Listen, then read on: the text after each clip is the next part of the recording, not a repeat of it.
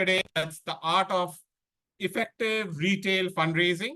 And we're going to introduce you to a live framework that we at Danamojo here have designed. Stands for List, Inspire, Fundraise, Engage. And we're going to delve a little bit more into each of these topics, right? Like I said, if you have any questions at any time, please feel free to put them in the chat. And I'd be happy to take them as I can during this course of the session. Okay, so let's first of all move into understanding what is retail fundraising. But before that, also, I just want to kind of lay some context to this session today. I'm assuming all of you all are here in this session today because you are interested in knowing about retail fundraising, right? And you want to know how to do retail fundraising. And if you are trying to yet figure out whether you should do retail fundraising or whether you should not, I had actually done another session for Satwa some time back, and that, maybe the Satwa team can share that link with all of y'all, and that would be a more appropriate session to understand whether you should do retail fundraising or not, right? But let's assume, given that all of you have joined this session, you all want to know how to do retail fundraising, and that's the topic that we are going to now address, right? So yeah, let's take off and first of all define retail fundraising. I think this is one big mistake I've made in the past where I assume what everyone knows, but I'd like to define it. Retail fundraising is the practice. Okay, practice is again an important word, kind of comes back at the end, of raising small amounts of money, anywhere from 1 rupee to 1 lakh rupee, from a large number of donors on a regular basis. So as you can see, certain phrases have been emphasized: small amounts of money, large number of donors, and regular. Regular is what makes it a practice, right? So let's also understand what it is not, right? Sometimes understanding what it is not helps us better understand what it is. It is not about generating funds from institutions, corporate HNIs, right? It is large number of individual donors that we are looking to raise money from. So it is not generating funds from those who are giving large amounts of money, which are typically institutions, corporates, and HNIs. It's not about raising money from retail stores. Somebody actually had this misconception, and I'm glad they were brave enough to speak about it, and I could correct them very upfront. But so I think it's good to just lay it. It's not about raising money from retail stores. It is not about fundraising from few people, right? Even if they are giving you small amounts of money, even if you are doing regularly, doing it with few amounts of people is just not worth your while. You must have a reasonable number of people, and I will define what this reasonable number of people is as we go ahead. Running campaigns on a one-off basis. It is not about running campaigns on a one-off basis, right? It is about continuous, regular practice. Now, with that in mind, I have a poll for all of y'all. And I'm going to launch this poll.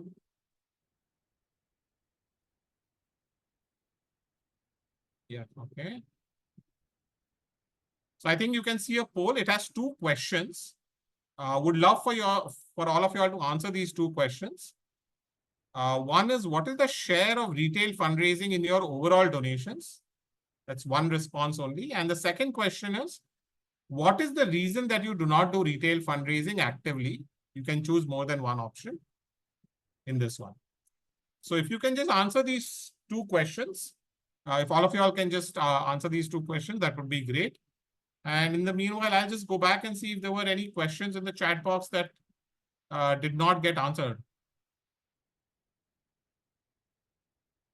There were, okay.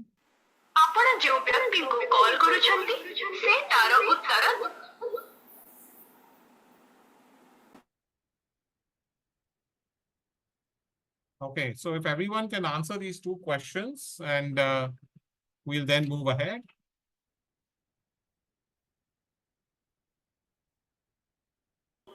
Okay, we are about 50 of us out here. I have only 25 responses so far. So if we can be quick about this, we can move a little faster through the rest of the process.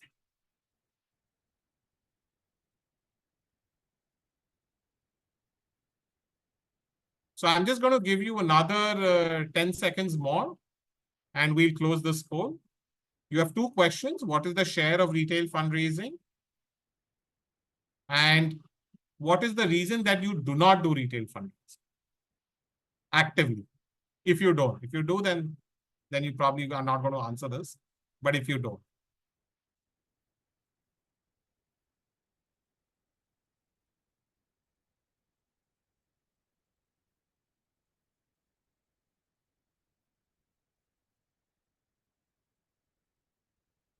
Okay, so I'm going to end this poll now and share the results with you. And let's just look through the results a bit and understand, where this group broadly stands at. Right. So amongst all of you all who asked for what is the share, nearly 80% of you all raised less than 10% via retail fundraising. 80% of you all raised less than 10%. Right. On the other hand, retail fundraising is a fantastic source for diversification and provides a true way to diversify. So I think that's the nature of the group. Less than 10% are raising from retail fundraising. And let's understand why you're not raising, right? And I think these are really interesting on the things to look at. So, okay, 50% of you all have said you don't know how to. Then this is a perfect session for you if you don't know how to. 35% of you all are saying that it's, ICH is better returns on investment. Fair point. And I'm going to try and dispel that myth that ICH is different. We perceive it as different because we tend to generally do retail fundraising very similar to the manner in which we do ICH fundraising, but it shouldn't be done that way. A lot of you all have said you all do not have bandwidth to think about it. That's about 22%. Hesitant to ask individuals, retail donors will not donate. So I think this is a common thing that nobody will donate to my cause, but it can always be found out and we can discuss that your special causes during the Q&A if there are certain causes where you can't. 25% of you all have said you don't know any retail donors. And that's another myth I'm going to dispel, that we don't know any retail donor. That can never be the case. So this is great. I think this sets a good benchmark for us. And I think one of the biggest things that you've come out with is saying that it's not good return on time and investment and you don't know how, right? So let's move ahead with those points and the session is going to talk about that. So one of the biggest problems, like I said, why it turns out to be expensive or why we feel that it's not enough return on investment is because of the fact that we follow the same kind of we follow the same way in which we do ICH fundraising with retail fundraising. And that should not be the case. And we will try to talk through that using a framework which we call as OPQRS, in the difference between how you would work with ICH donors and how you work with retail donors. So for outreach, ICH donors, your outreach is highly personalized, right? You'll write mails to each person that you want to reach out to, a corporate, an H&I institution, and you will try to personalize it with respect to their choices, their preferences. On the other hand, retail donation communication and outreach is mass communication. You will typically have one communication which you will send to all your donors.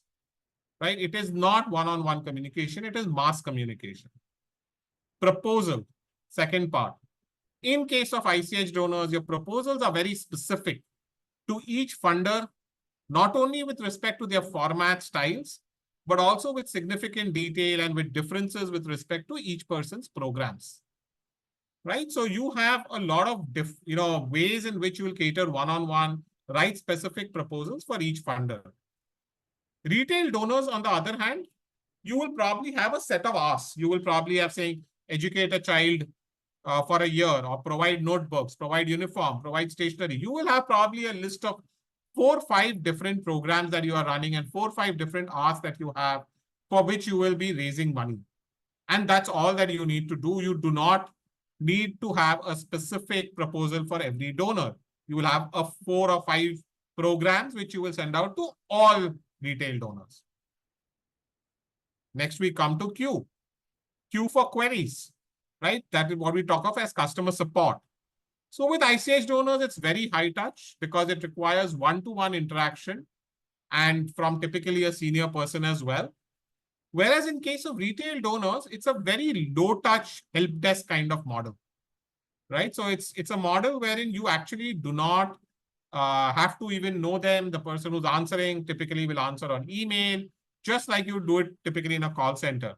And I won't be surprised if most inquiries are around ATG, and come the end of the year in July, they're about Form 10B. So more than 80% of your inquiries will be about very, very simple things. I'd like to give an example out here.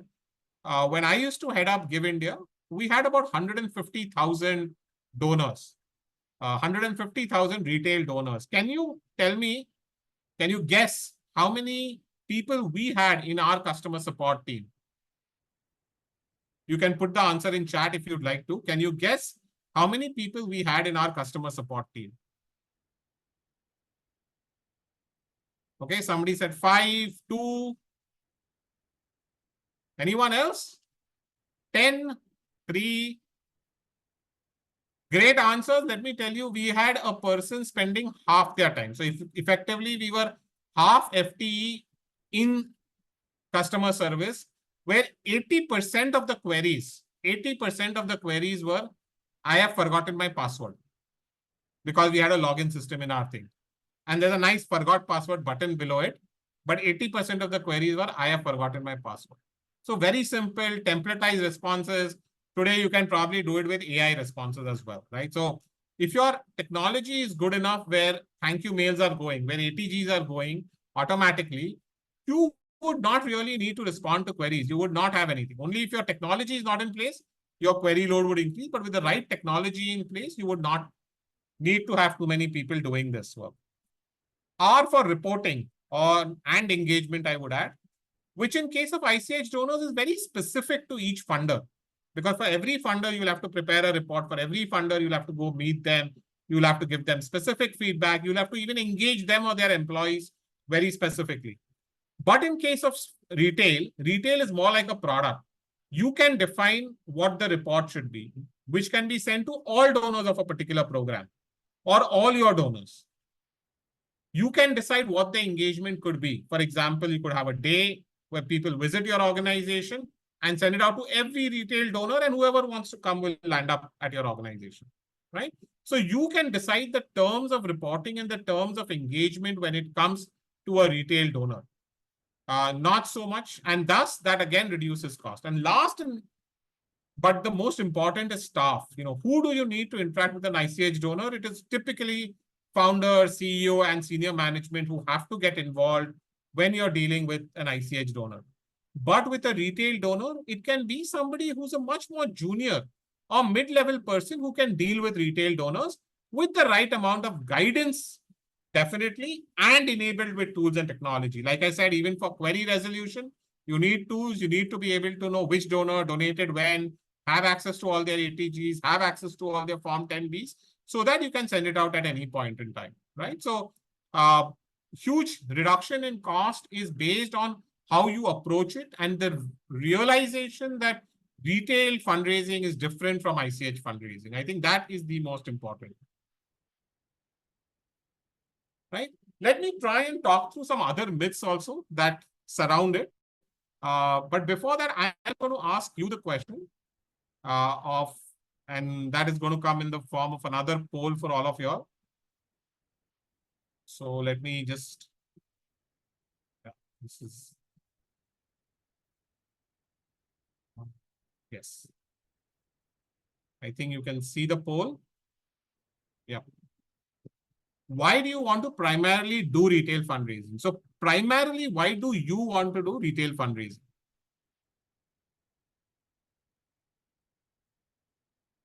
Let's understand that.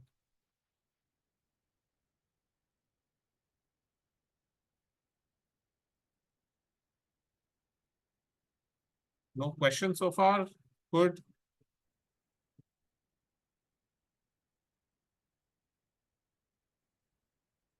Why do you want to do retail fundraising? Primary reason why you want to do retail fundraising. Give another 15 seconds for everyone to respond to this one question.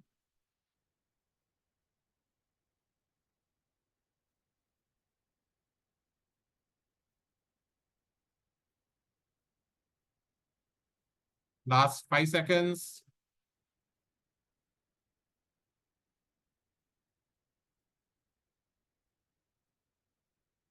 Okay.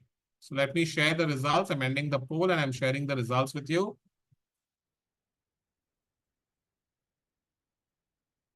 Yeah, so 41% of you all have said to access unrestricted funds. And an equally high number, 35% have said to have a diversified funding source. I think that's absolutely fantastic. If you have figured out the fact that you need a diversified funding source, that's absolutely fantastic. And that's the reason you're doing it. Access unrestricted funds, I think, is a little questionable, but I understand the intent and I'll talk through a little bit on my next slide. Right. So let's look at what are some of the other myths. One of the myths that I have tried to address is the fact that retail fundraising is more expensive than ICH fundraising. Let me try and address some of the other myths that are commonly there. Right. So the first myth is crowdfunding is retail fundraising. If you remember, right in the first part, I had mentioned to you that retail fundraising is the practice and of doing it on a regular basis. Crowdfunding, on the other hand, is typically done one-off as one-off campaigns. Crowdfunding is absolutely fantastic if you are doing peer-to-peer fundraising, which is essentially your volunteers, your donors, your supporters, your contributors, your employees raising money from their social networks is what crowdfunding is great for. But retail fundraising is about raising an organization, raising money on a day-to-day basis from its own donors. And it's not just that, it's going to be a lot more than that. And we're going to talk about that through this session. A lot of times people don't want to have online payment gateways, which I think are very, very critical if you want to do retail, because they think that checks and bank transfers have a zero cost. Yes, while they have a zero transaction cost, I'm sure many of you all have dealt with situations wherein money has come into your bank account, you don't know who it has come from. And then you'll end up spending time and effort trying to figure out who that money has come from. Checks have bounced. Checks need to be sent to the bank to be deposited, right? All of these are costs which get hidden and we don't realize them. Doing things with technology, doing things with online payments allows you to streamline and automate a lot of systems, including sending thank you notes, sending ATG certificates, and many of those kind of things. The third thing where people worry about how to do retail and I can't do retail or retail is not working is because they take a very simple step of just saying social media. I have basically done social media, right? And I don't think that doing social media is the way that you do retail fundraising. I have never found a single organization that has actually succeeded by simply doing social media, whether in India or abroad, especially organically. Social media works in two situations. If you are willing to spend money, so if you're willing to advertise, then social media will work for you. Again, what does it mean by work? What is the cost of fundraising? Will depend a lot on how well-known your brand is, right? Organizations which are well-known brands like an Akshay Patra, Cry, Helpage will always do better than organizations which don't have an equivalent brand, right? So that's one thing. Social media does not work in a pure organic basis for fundraising. It works if people are raising funds. So if individuals are raising funds in crowdfunding, if individuals are raising funds, it works because individuals have social networks, organizations do not have social networks. Right. This is the one which is really interesting, right? Retail fundraising is unrestricted, is one of the big reasons why everyone wants to raise money. So many of you all have even said this on the call. Firstly, I don't think you mean unrestricted. I think you mean flexible, right? So let's use positive words, not negative words. Second, just imagine if someone were to come up to you as a donor and said, hey, can you give me 1,000 rupees and I will use it for whatever I want? How likely are you going to be willing to give money when you don't know the end purpose? Fundamentally, I'm trying to tell each one and every one of you, put yourself in the donor's shoes and understand that this kind of communication does not appeal to donors. As much as you are giving reports, you are telling a CSR, you're telling institutional donors how their funds are being utilized. Donors also want to ensure their funds are being utilized for the purpose that they have selected, right? If they've selected to give you For general fund or corpus fund, that's fine. But if they've selected to give you for a program, you are much more likely to ensure that you will retain the donor if you channel it to the program. If you ask for money for a program, you're also more likely to get that money for a program. And for this, I'm not saying that don't include your admin costs. Please, for all purposes, include admin cost, include overhead cost, include transaction charges. Put all of that very transparently to the donor. I do not see donors having a problem donating to organization just because they see this, right? And if it's within 10%, it's definitely okay. 15 is also kind of fine. 20 is where it gets a little dicey, but I think up to 10 to 15%, generally there is no problem. So I would strongly suggest to all of y'all that even when you're looking at retail funders or retail donors, please don't think of them as any different from a CSR donor, from an institutional donor. They have the same expectations. They have the same requirements. Just because they can't come and visit you does not mean that we take them for granted. I think that is very, very important. And a lot of y'all said that we don't know how to raise funds, right? So because there's no framework, or let me put it this way, a cheap enough framework that exists for people who want to do retail fundraising.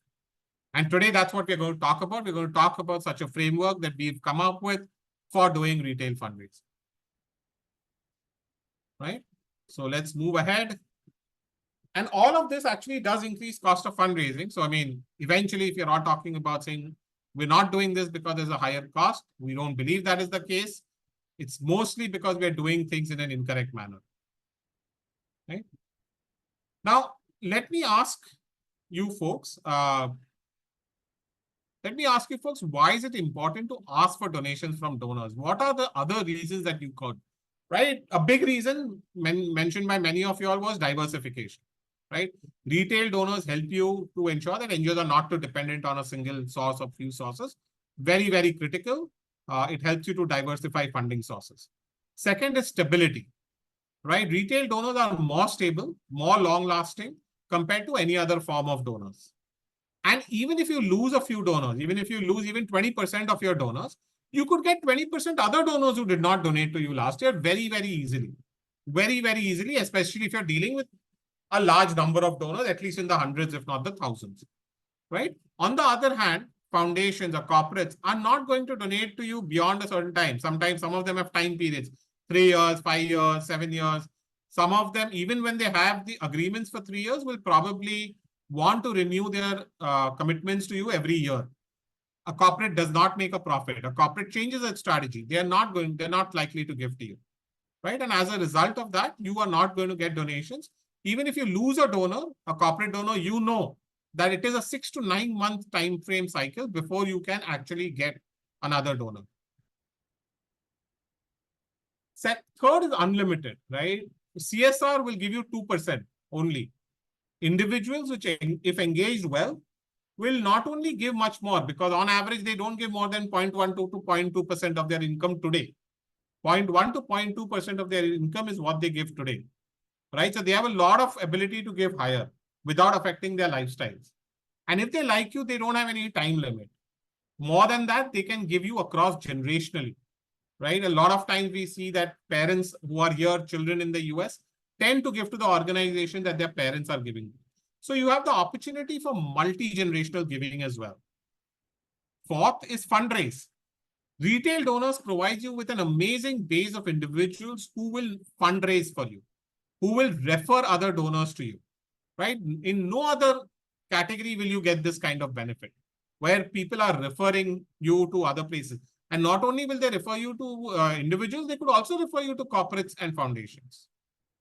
And last and not, one of the most important thing why you're doing an activity is to bring about some change in community, some change in your society, right? And if you could get partners, if you could get ambassadors for your change, if you could get people who buy into your cause, then the multiplier effect of all of these people is far more than what you alone can achieve.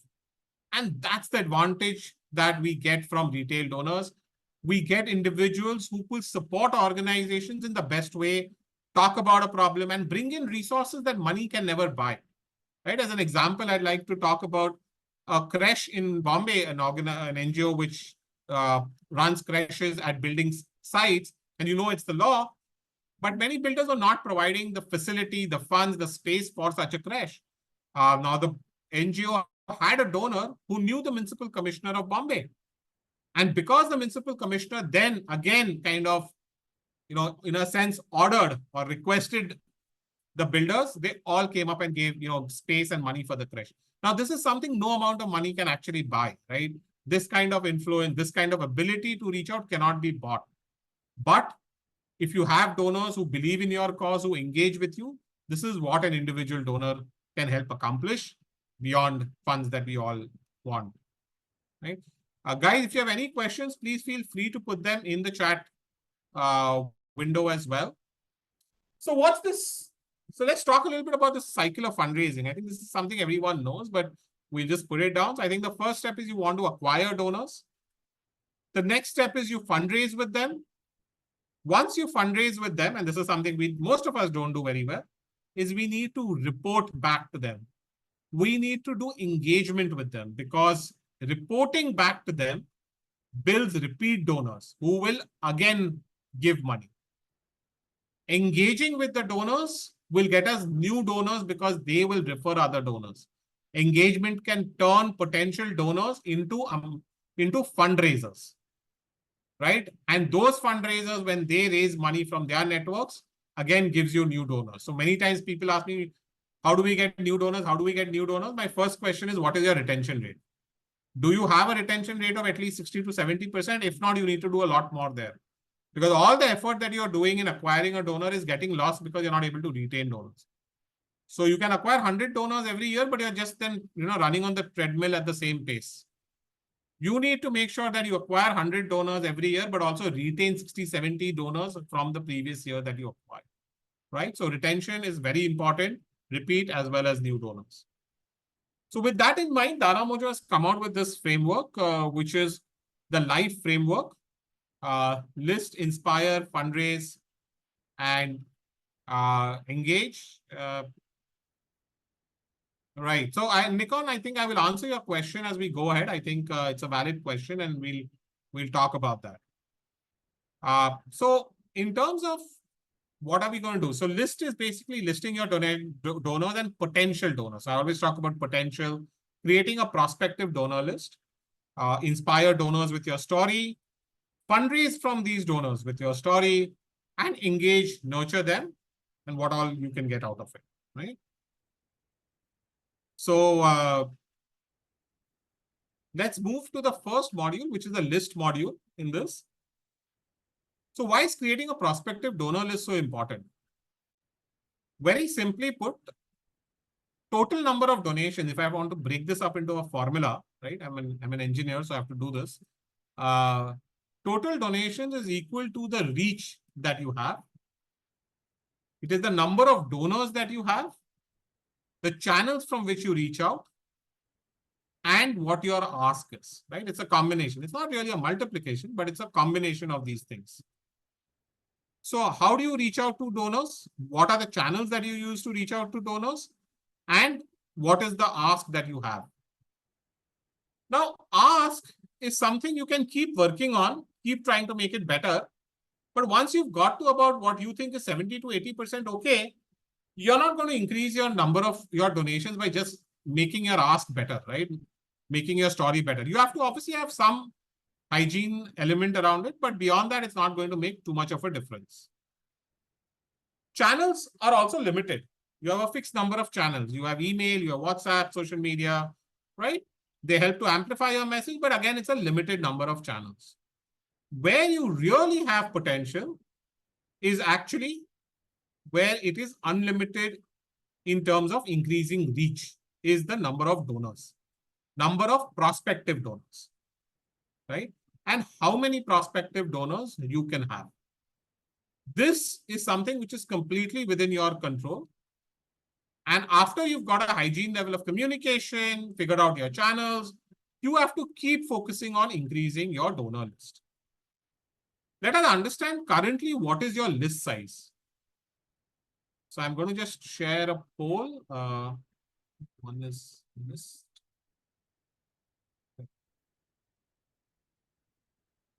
Okay. So if you all can tell me, what is your current list size? I've shared a poll with you. What is your current list size? Let's understand that.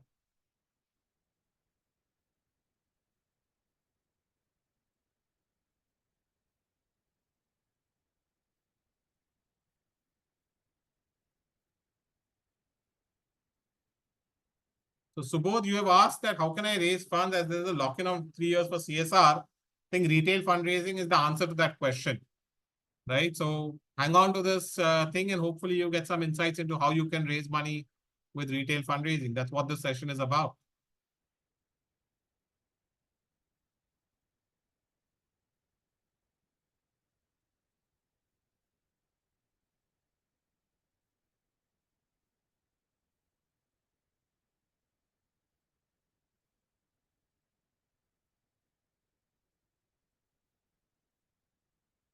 Okay, I'm going to stop the poll and share the results with you.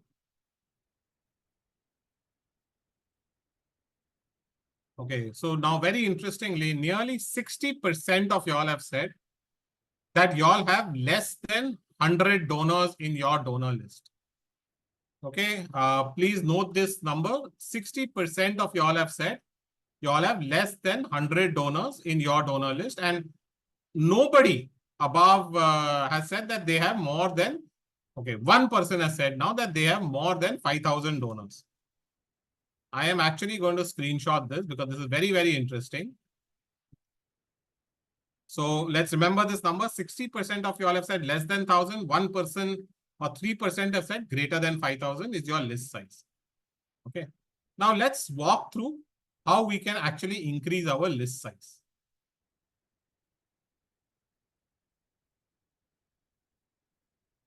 Remember what I said in the beginning, large number of donors. Retail fundraising is about large number of donors.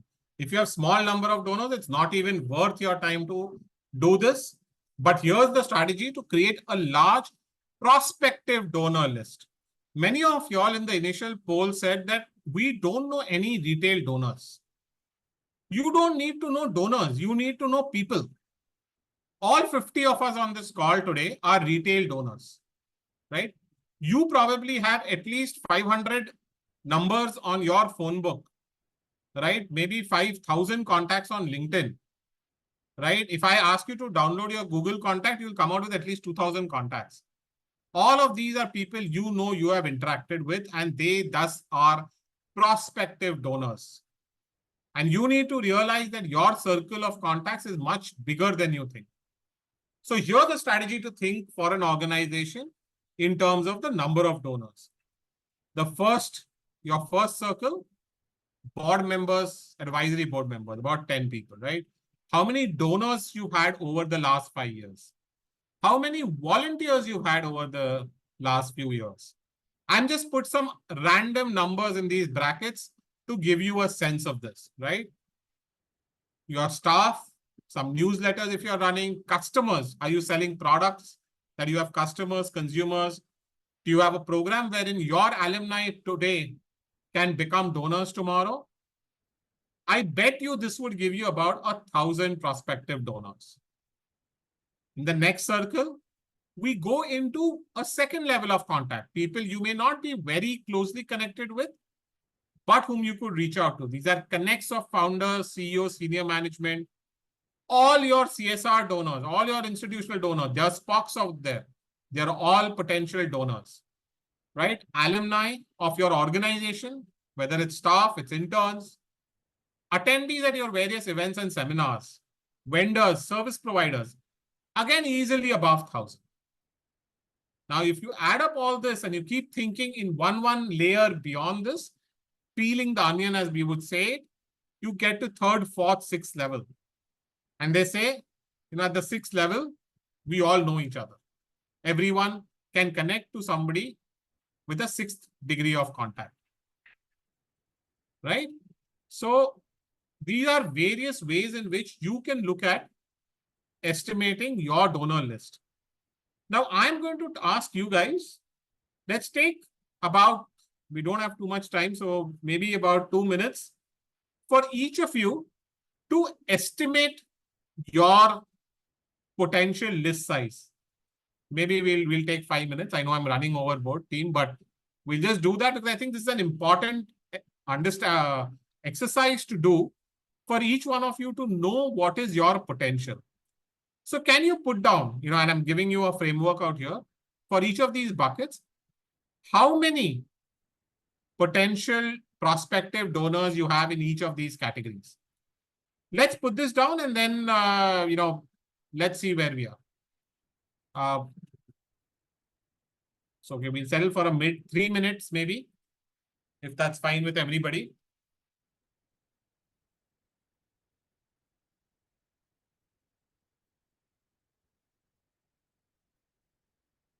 So we have Radhamani using, how do you identify retail donors?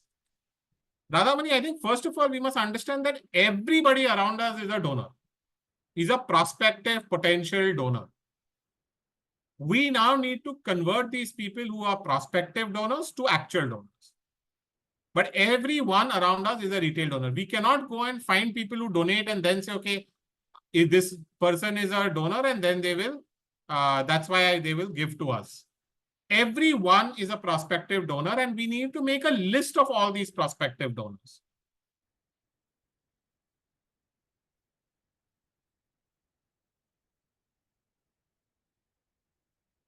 So let's take the next 2-3 minutes.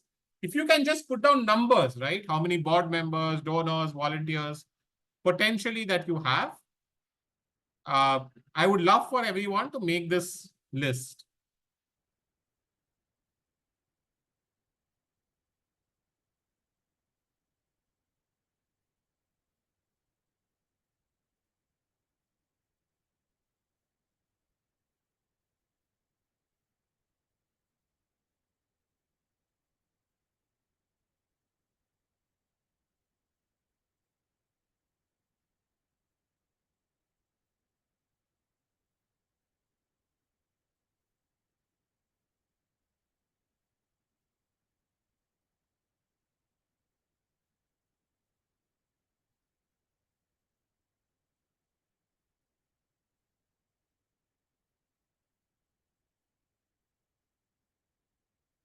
Okay, so I don't know who is there from EduChange Foundation, but yes, that is going to be what we will briefly discuss in the next module, which is the Inspire module. But I think one thing you will have to take away is you would have to be ready to be pushy. Because you have to remember, you are not asking for yourself, you are asking for others. So a little bit of pushy is not bad. It's important.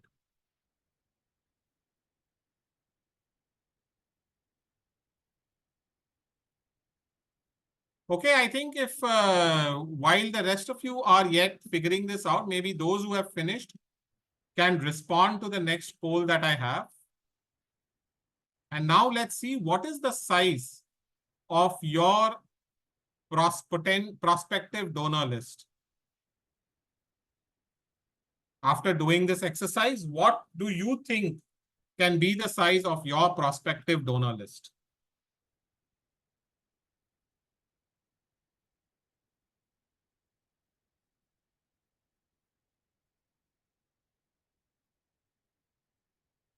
If you were to include everybody that you knew, if you were to include everyone in your phone book, you were to include everyone in your Gmail contact list, if you were to include every one of your Facebook followers, your LinkedIn contacts, what do you think could be the size of your prospective donor list?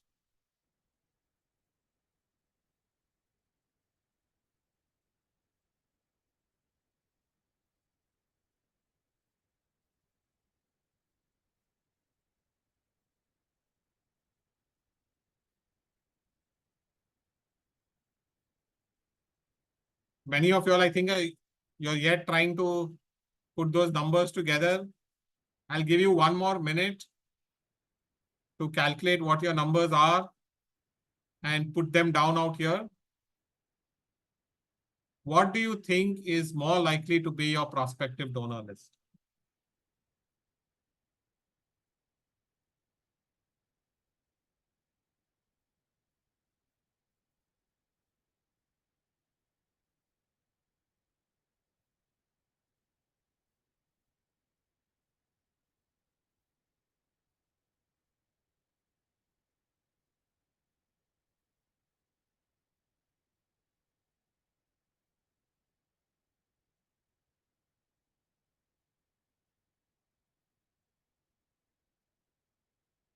Okay, we'll end it. We've got far fewer responses this time, but let's look at the results. Because as always, they are enlightening. Right? So earlier we had 60% of y'all whose list sizes was less than 1,000, less than 100, sorry. That number has reduced to only 15% now. Only 15% of y'all feel today that your list sizes are less than 100, and close to 43% of y'all have put up list sizes of between 250 and 1,000. Right? So what was largely less than 100 has already come above 100. If I include 101 to 250, that's about 48 and 19, 67. So 2/3 of y'all feel your list sizes are between 100 and 1,000. Right? Through our program, and we'll talk about how this life framework helped organizations increase their list sizes to more than 5,000. They all started where you were, but the program helped them to increase their list sizes to more than 5,000. And we'll talk about that. So let's move on to the next part, which is inspire. So NGOs need to inspire their donors to donate. Now, this comprises of two parts, the story and the ask. Right? Sorry. Why they're having a delayed response? Yeah. So NGOs communicate to donors with a story, right? You have to have some form of story. And then the donor will visit your website and make a potential donation to a donation option. When I say donation option, this is the ask that we talk about, right? Either a donation option or a campaign, a specific requirement that you have posted. This is typically the narrative of how a donor actually communicates. Now, you'll find a lot of elements around how to write a good nonprofit story, right? It's a story either about the founding of the organization, about the founder, about the beneficiary. It could be various other stories as well, which we'll discuss in the Engage session. But all of these stories, I mean, you'll find enough resources around this. And I know a lot of you all know how to do this. There are many classes going on, many different webinars go on about writing a story. What we often forget is about writing an ask, right? Let us understand what an ask is, because, like this comic shows, you can't just go up to say, just give me money, right? Why do you need to know where I'm giving money? So an ask is a specific request for a specific amount of money. It is composed of two elements: what the money will be used for and how much does it cost, right? It is not an appeal. It is not the story. An ask is very specific. So what is an ask? Asks are things like this: educate a girl child for a year by providing books, uniforms, and teacher salary.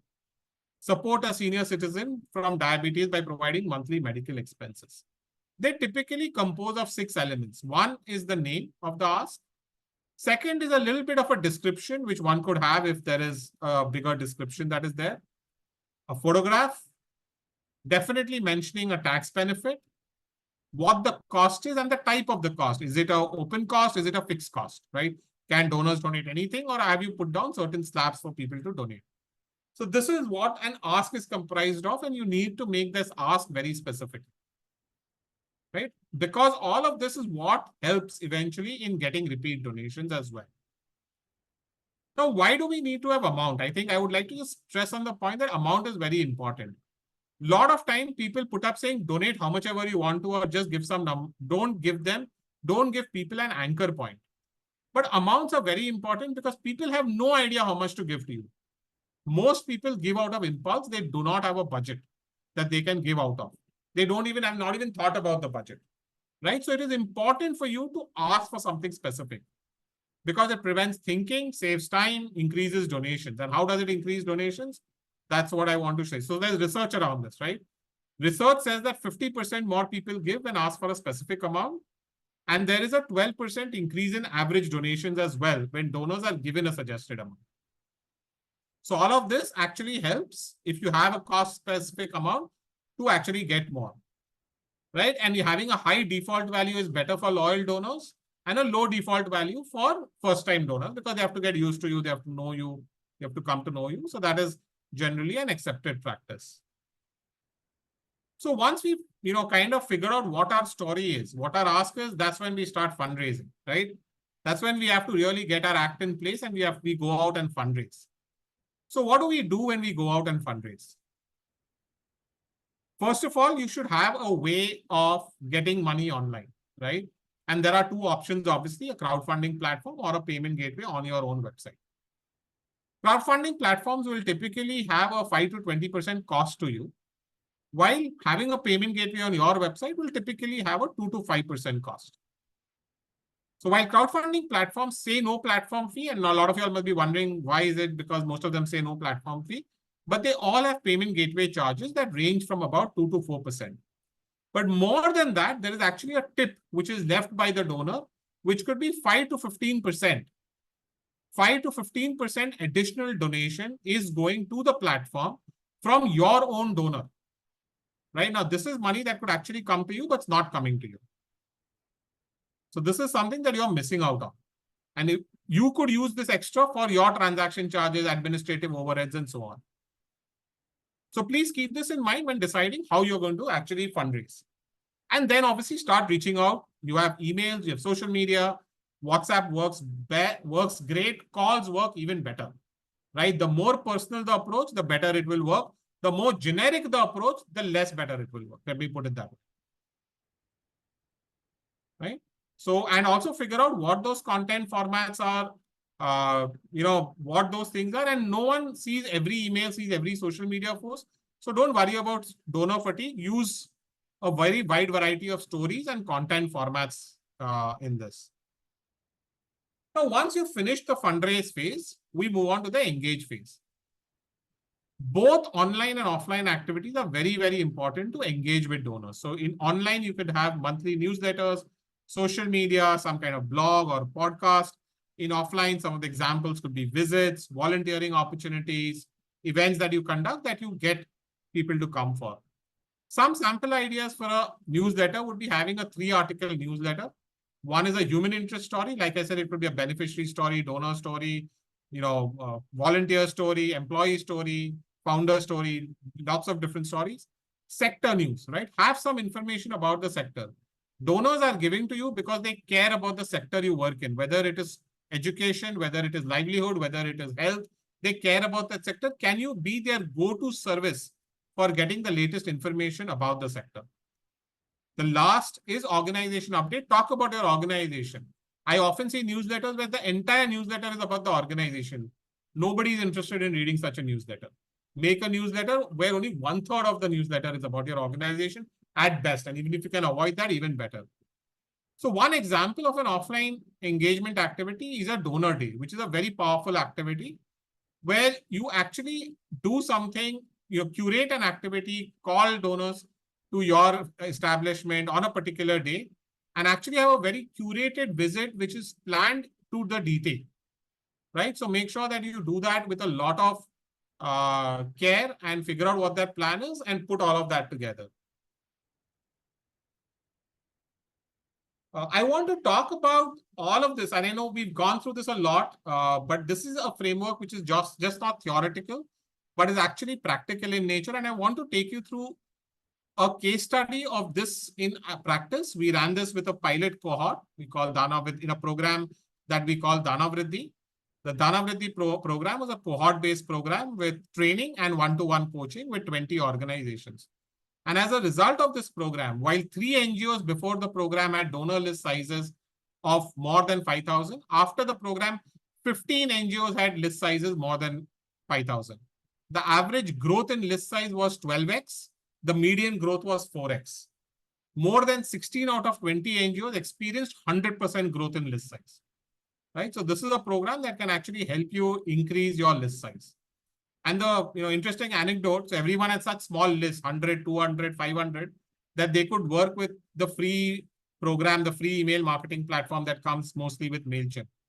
19 out of 20 NGOs had to later on shift to a paid marketing platform because their list sizes grew so much. Right? I think that was a very interesting indicator to us. And then we ran a fundraise campaign. Organizations raised money. Small organizations actually managed to raise close to 50% of their budget through this one campaign. The program had a overall rating of 8.6 and an NPS of 65. This was a training coaching program. And we've now come up with an e-learning program, which my colleague Kayo will talk about in a little bit more detail. But we can break a bit for question answers, maybe 5 minutes, and then we'll move into that. And post the session, I'm happy to stay on as much as you require to answer any more questions. But for now, we could actually break for that. So any questions, anyone? Thanks, Dhaval. In case anyone has questions, please feel free to drop them on chat, or you can raise your hand, directly unmute yourself as well.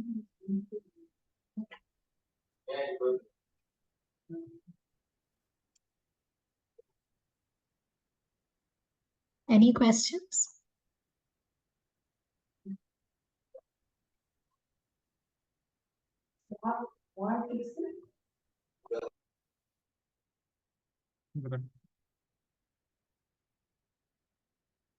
Yeah, Ram, that's great. You're keeping posters with QR codes. That's absolutely fantastic. Great way to raise money.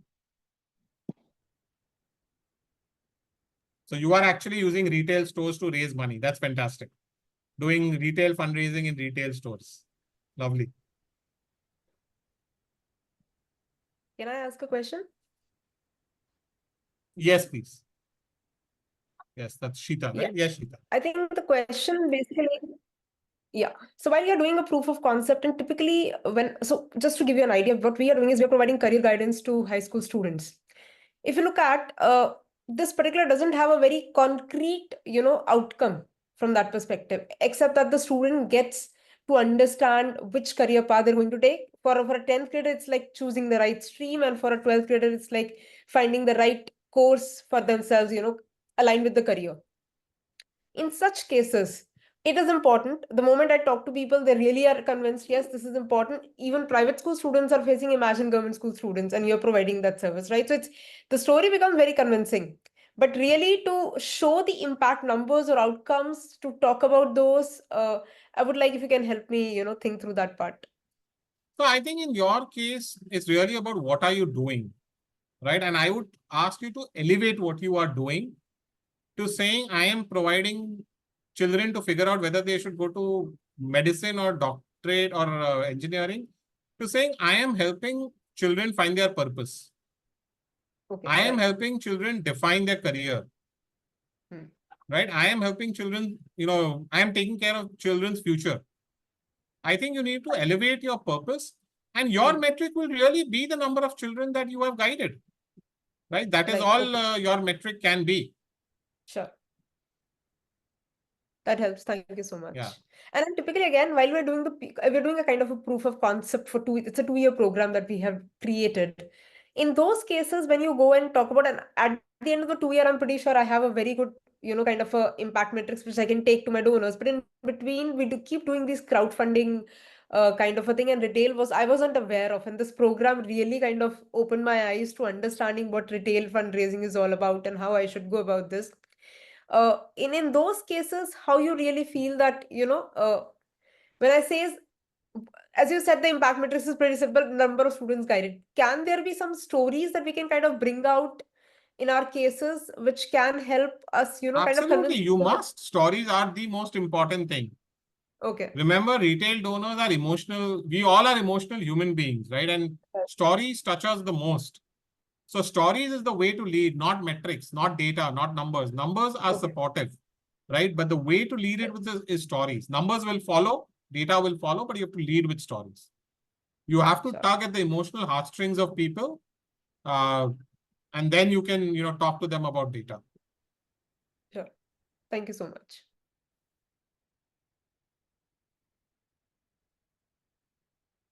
Yes, any other questions?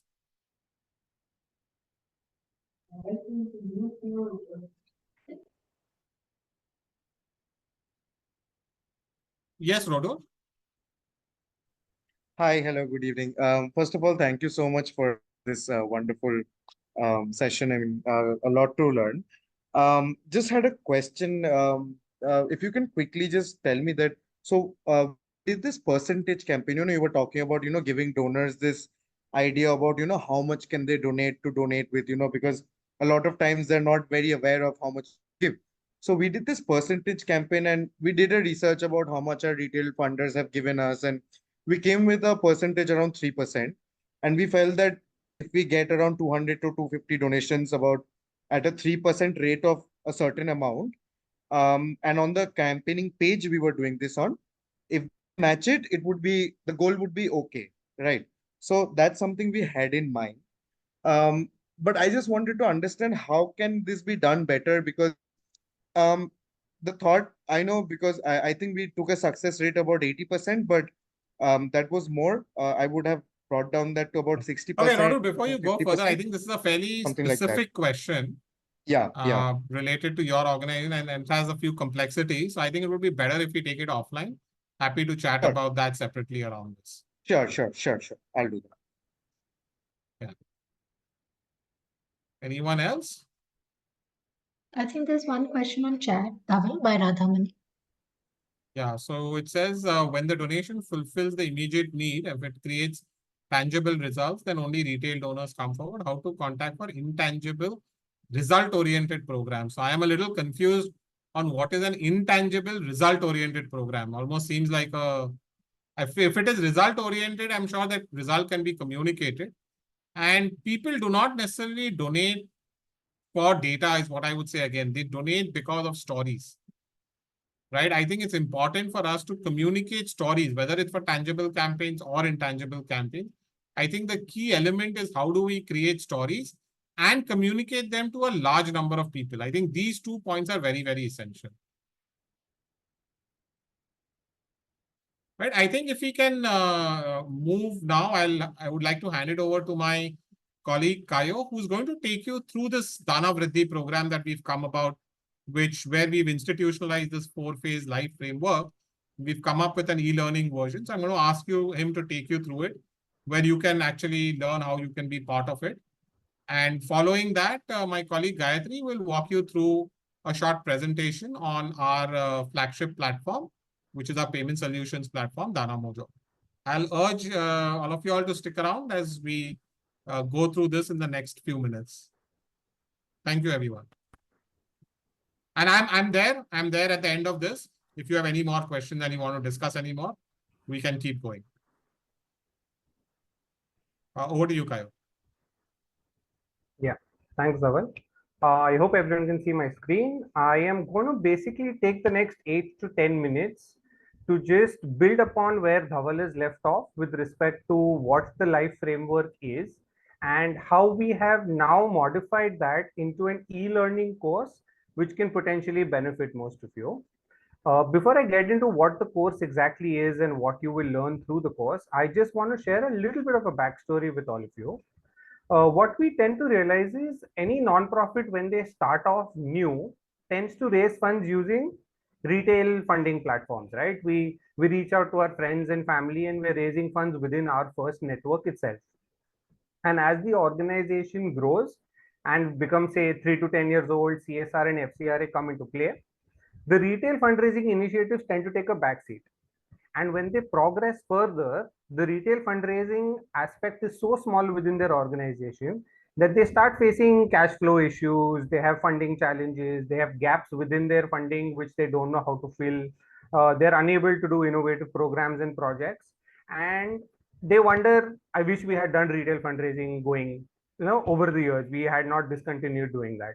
And I would largely compile that into one problem statement, which talks about the lack of system and processes to institutionalize retail fundraising activities within your organization in those early 0 to 3 year phase. So as a solution to that problem, we are proposing the Dana Vriddhi e-learning course, which is a completely self-paced online course for individuals and nonprofits looking at exploring retail fundraising possibilities. It could be that you are new to the retail fundraising space. You don't know what it's about, you want to explore the possibilities. You are currently doing retail fundraising within your organizations, but it's been relatively sporadic. It's not a constant activity like Dhaval mentioned. Or you all want to maximize the potential of what you're currently doing. Either which ways, we think this is potentially a right fit for you. As Dhaval has discussed the life framework, I won't get into much on that. We'll talk about the course curriculum based on the life framework a little ahead. The format is relatively clear. We've got pre-recorded sessions from the pilot cohort that Dhaval mentioned. So you can have trainings, presentations, case studies, masterclasses, panel discussions. We have sector experts speaking on several other concepts as well. And we did not want this e-learning program to be purely a gyan giving or a theory session. So we've incorporated activity sheets as exercises that you can actually download, similar to what Dhaval did with y'all in the list phase, right? You create your own prospective donor list and figure where this fits into your retail fundraising strategy and build from there. So we've got activity sheets for all the modules basically within the course, which you are encouraged to fill up, go through as a team, as an organization, and build that strategy for your organization. Once you sign up for the program, you will have lifetime access to all the course content and curriculum. Like I mentioned, it's self-paced because we understand that everyone's time and schedule works a little differently, and getting folks together at one particular time is a little challenging. So this is available for you to do at your convenience basis, your schedule. We provide certification to each participant, and folks will also be added to a WhatsApp community, which is existing members of the Danavriddhi learning program, as well as our alumni are part of that group. So we use this as a brainstorming session where you all can ask questions, share ideas, and just basically discuss as you all are building your retail fundraising strategy. This is a little bit about what you can look at expecting through the end of this course. So definitely growing your list size, having a minimum list size of at least 5,000 or growing it by at least 100%. You will learn how to create these donation products and campaigns that Dhaval mentioned, as well as that offline and online engagement calendar you will aim to create for your organization through the end of this program. The whole objective being here is retail fundraising should run on autopilot within your organization. You should create that strong system and process where it runs on its own, and that structure has been put into place. That's what we're hoping you can all aim to achieve. Here's just a little bit more on the course curriculum basis, the 4-phase life framework that Dhaval had already discussed upon. So in the list phase, we've got a lot of training sessions and presentations on importance of individual fundraising. How do you build your prospective donor list? There are a lot of resources which are incorporated within the course, which you can go through on email marketing platforms and how you can leverage that to your benefit. The exercise sheets are all about donor estimation and a template on how do you create your prospective donor database. The inspire phase, like Dhaval mentioned, is all about storytelling, right? Everything with respect to you sending out communication to a donor, reads that communication, they come to your website, look at your work. This is all storytelling.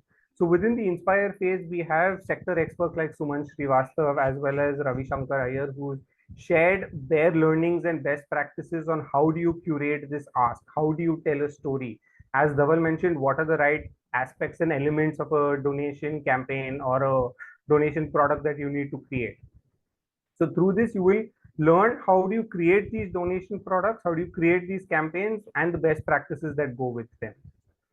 In the fundraising phase, we're essentially going to ask you to use those inspiring stories that you've created in phase 2 and raise funds from the prospective donor list that you've created in phase 1. And in this process, actually build out a fundraising campaign and raise funds for your organization and the work that you all are doing. And in this module, we've also got case studies from nonprofits who've shared their learnings and their journey on retail fundraising and how it's benefited them. And you can sort of dwell and build up from what they've shared in their through those panel discussions as well. And like Dhaval mentioned, the engage phase is in a sense the most important. It's more of how do you engage with your existing donors rather than asking the question of how do you sort of gain new donors. So in this, we've got panel discussions again from nonprofits who shared their best practices and strategy of how they've engaged with donors. And through this module, you will end up creating the social media and offline engagement calendar for your organization, basis which the retail fundraising will become a much stronger muscle within your organization itself. I'm going to share a quick little video here for you all to see a testimony from one of our existing Danavriddhi cohort members. You just listen to what they had to say.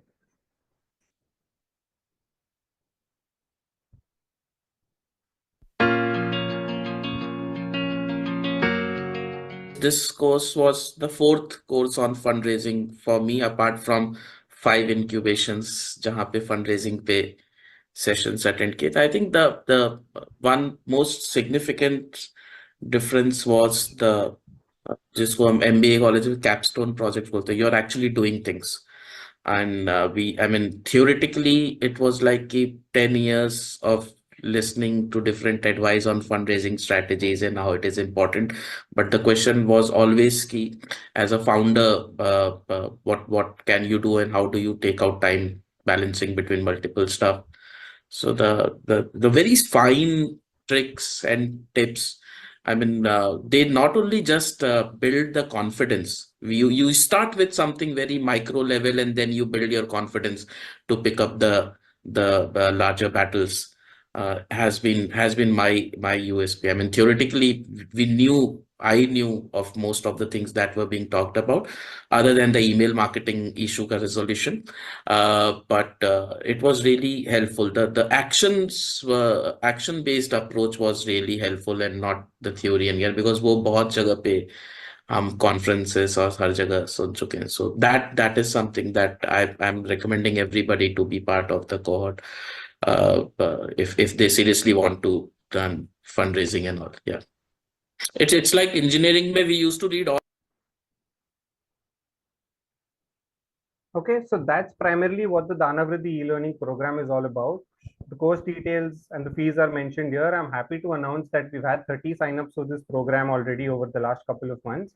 And as you can see on screen here, IPN has been very kind to offer a 10% discount to all of its members for the e-learning program itself. So I'd urge all of you all to scan this QR code, look at the course details, understand what the program is about, and if it's the right fit for you, we're looking forward to having you part of the program. I am just going to hand over this to my colleague Gayatri, who will talk to you a little bit more about the danamojo platform, and then we can take combined questions and any pending questions that Dhaval is yet to answer towards the end of that. Thanks, guys. Thank you so much, Kayo. A very good evening to everyone. So I'll take, just provide me the sharing credentials. 1 second. Yeah, you should be able to access it now. Yeah, thanks.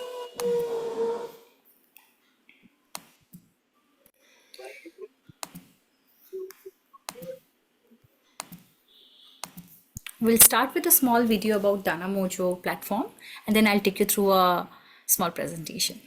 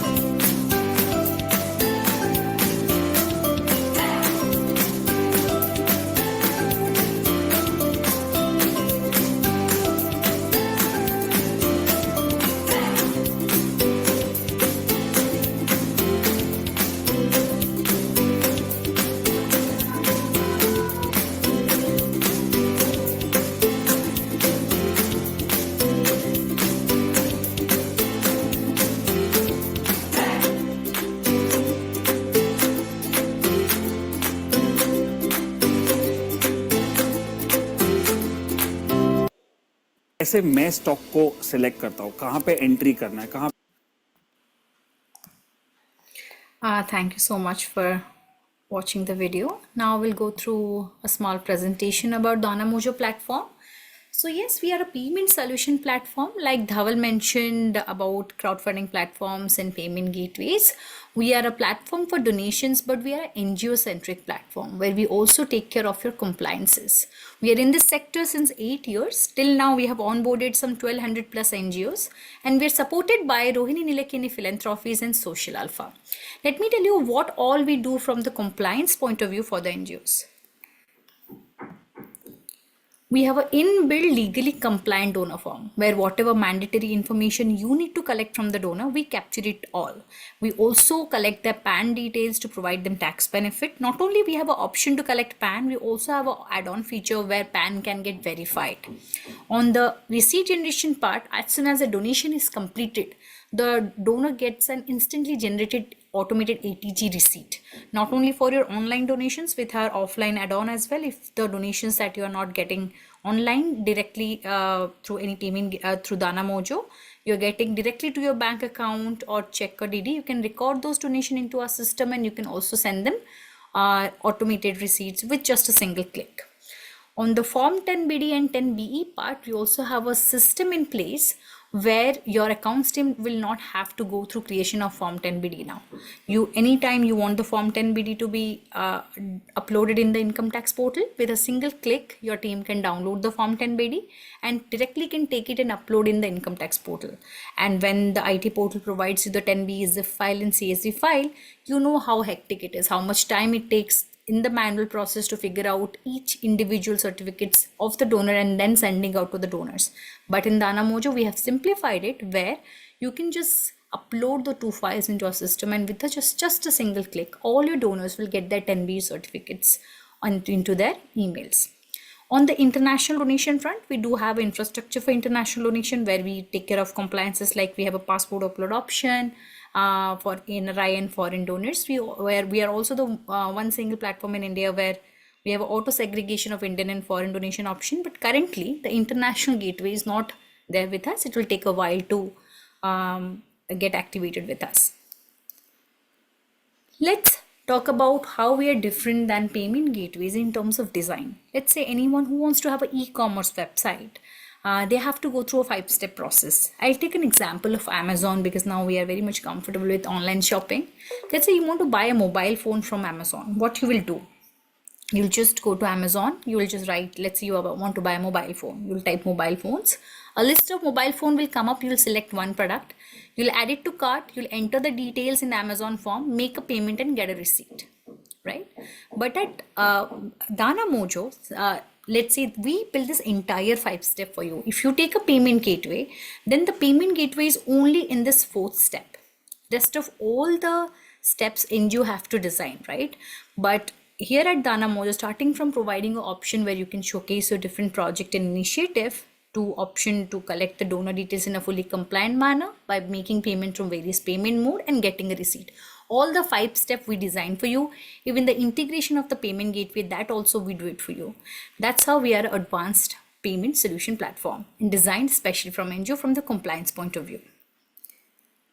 As an integrated solution platform, we have multiple benefits which we have represented as 5 C's, like choice, compliance, convenience, cost effectiveness, communication. I have already talked about choice, compliance, convenience, and cost effectiveness. Let's talk about the communication part. On the communication part, we do it in 2 ways. One is every month we take a giving theme like Christmas, Diwali, New Year, and we send reminders to your donors so that they can donate you back. Second is we also provide you an email marketing platform where you can write your own template, design your own template, and send email communication, newsletters, work update to your donors.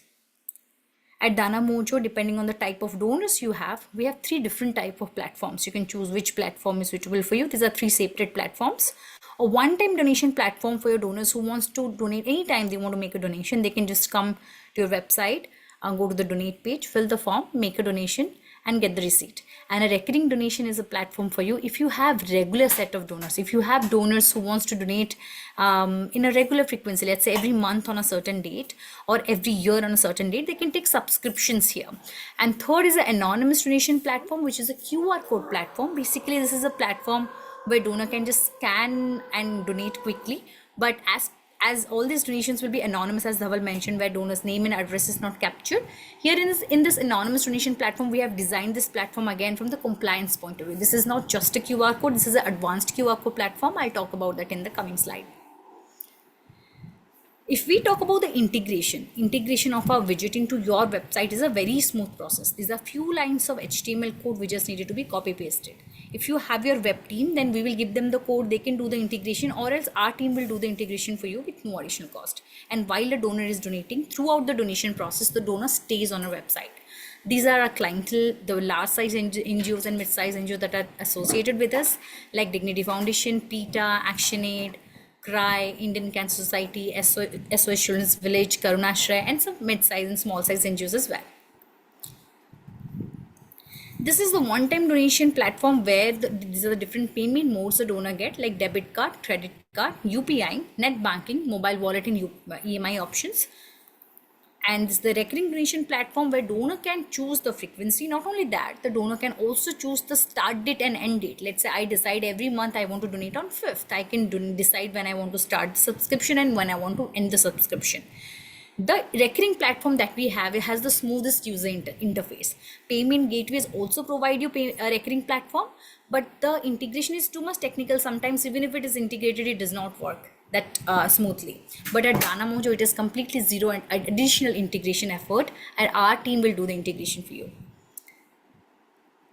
And this is the advanced QR code platform where we have 3 unique features. What the first feature is, let's say you have just a QR code which you posted somewhere, or you donor are just scanning and donating. You have no option to collect the donor details, right? So sometimes if you're getting a larger amount of donation, you're completely clueless who the donor is. But at danamojo, we have an option. If you wish, you can at least collect email or mobile number of the donor, and later on you can reach out to them. If you want to provide them a ETG receipt or anything, you can tell them also. And we not only this, let's say today I just donate 20,000 rupees by scanning a QR code, and later on I want a receipt because that day I was not carrying my PAN. So I can donate through this QR code, and later on I can go back to my home, open your website, go to the donate page, enter my UPI reference number and claim the ETG receipt. So we do have an option where anonymous donations can get converted to non-anonymous as well. And the third unique feature that we have is, from the anonymous donations compliance point of view, as Dhaval mentioned, these are legal, right? But there is a certain limit. Our platforms helps you to update you on this limit part. Whenever you keep collecting, anonymous donations, when the limit crosses 50%, after that at 50%, 75, 90, and 100%, we will notify you each time so that you stay within the limit. We also have campaign pages similar to crowdfunding platforms. You can also create unlimited campaign pages with us. You can reach out to us to get more details about the campaign pages if you are interested. In this campaign pages, you get a custom subdomain. Here also we have an option where there is no tipping system. In crowdfunding platforms, there is a tip where they charge something from the NGO. Apart from that, they take something extra from the donor as well. But we do not have any tipping system. And not only one, you can create unlimited campaign pages, and the color customization also you can do as per your brand color. As an integrated payment solution platform, we have few other benefits. Let's talk about the customer support part. On customer support front, mostly payment gateways are available on email support, but we are available on both phone and email support. We also provide you backend API, and you get the promise from us. We never share your donor details with anyone. On data security and privacy part, we take it very seriously. Let's go a little bit around the costing part. Whatever danamojo is providing you, let's say everything you want to build it on your system. Then you need to have a web developer, payment gateway, hosting provider, and an internal team of operation. This may cost you around 1 to 2 lakhs, maybe more than that. But at danamojo, we provide you everything in one single platter, a much evolved platform, and most importantly, an NGO-centric platform. And our annual charges starts from 3499 onwards. Not only that, we also have an option where, as we charge a certain transaction charge from you, and you have other admin and overhead cost as well, if you wish, you can ask a little bit extra from your donor so that they can give you a little bit above the donation amount, whatever the percentage you can decide, 2%, 3%, 4%, 5%, and that completely goes to you. Unlike crowdfunding platforms, we don't take it away entirely from you. We also provide you a microsite where NGOs who has a established website, but it can happen like sometimes your website is going down or under maintenance, or NGOs who don't have a website, for them also we provide them a microsite where there's about us page, a full-fledged donate page where you can collect donations, and these are all my mobile responsive pages. These are the awards that we have received for our work. We were the winner of NASSCOM Social Innovation Forum, and we're also the best, we got the Best Social Enterprise Award in 2019. That's it. I've come to the end of the presentation. If you wanted to know more about our platform to get a live demonstration of the widget and how the platform works, please fill the inquiry form. You can also reach out to us on care@danamojo.